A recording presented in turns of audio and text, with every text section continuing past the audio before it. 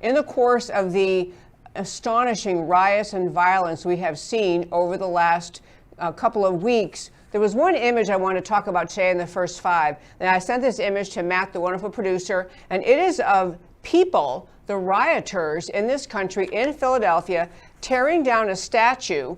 And this, okay, there it is right there. This is a statue of Matthias Baldwin. It was in Philadelphia, and they actually didn't tear it down, but you can see the red, they spray painted it, and this one particular rioter is pretending she's jump roping with him. Is mocking the whole statue. And you can see, even from the tweet that you're looking at, it says, rioters in Philadelphia defaced the statue.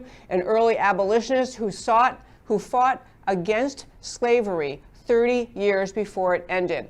And I want to talk about in the first five today that there's so much about America and the uniqueness of America, the greatness of America, that young people don't understand, that people who've left high school and college in the recent decade or 2 decades, and in a very bizarre way, it's kind of not their fault. We have not in our country continued to teach the unique greatness of America to the next generation. So young people protesting, and to be really clear, as I've been saying over and over and over, what we saw around the country, the rioting, the arson, the looting, the murders, the just incredible attack, pandemonium in American cities, was not exclusively a reaction to what occurred in Minneapolis. It was, in fact, as becoming more and more obvious, organizations in America, long funded by the radical left, Antifa and Black Lives Matter, some segment of Black Lives Matter, funded by leftists who have been just waiting for the next triggering event. So, but the point of my first five today is this. It is despicable that we had, as we talked with on the show last week, Alan West talked about in Boston, how some of the rioters actually desecrated a statue dedicated to the first African Americans in this country who wore the American military uniform, escaped slaves who came to the North and joined the Northern Army to fight during the Civil War. That statue was just desecrated and I think destroyed in Boston. This statue we just looked at in Philadelphia. And it's not really, I'm not just lamenting the poor behavior and the destructive violence of the rioters.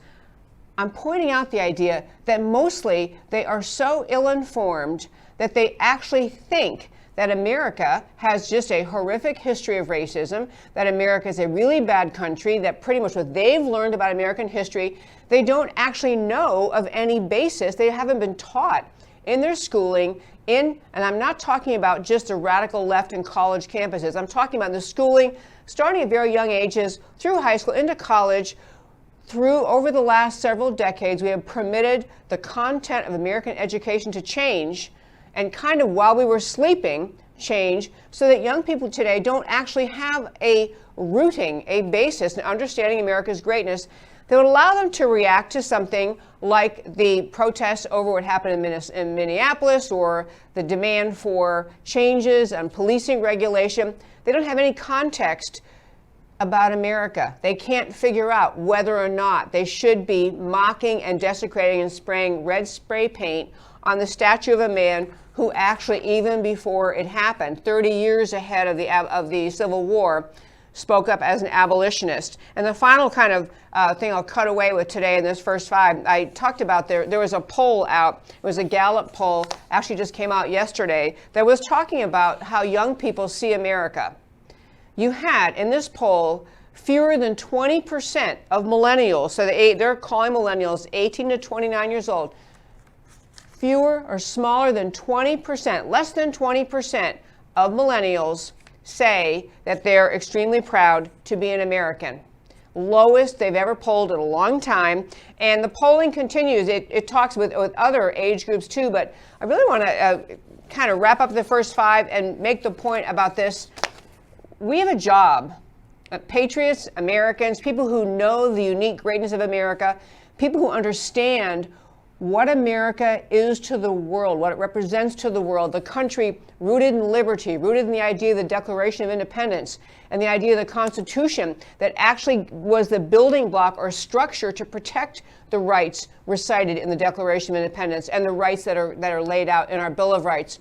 It is our job not only to teach the next generation and to correct what has happened in our education system so we don't have so many young people who simply have no idea of American history, no idea of the unique greatness of America, and no concept that they've got a role someday in protecting that too. We have to do all of that, but it's not just the young people. It really is within America. I think part of what the election of Donald Trump did was wake a lot of Americans up to thinking through again what this country is. What is the identity of America? It's what my show is dedicated to. My show, America Can We Talk, is always and forever about talking about the unique, extraordinary greatness of America.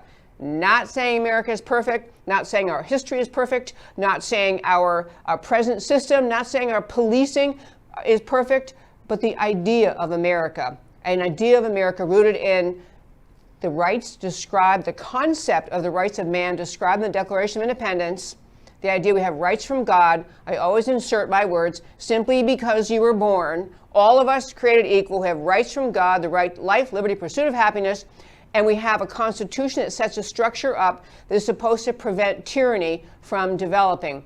That America is one that too few people understand. Our job, not just to correct the educational system and help young people, it is to help people in every generation of this country, every age, every ethnicity, race, national origin, to understand the unique, extraordinary greatness of America, because that is indeed what is under siege in this country. And that, my very fine friends, is today's First Five.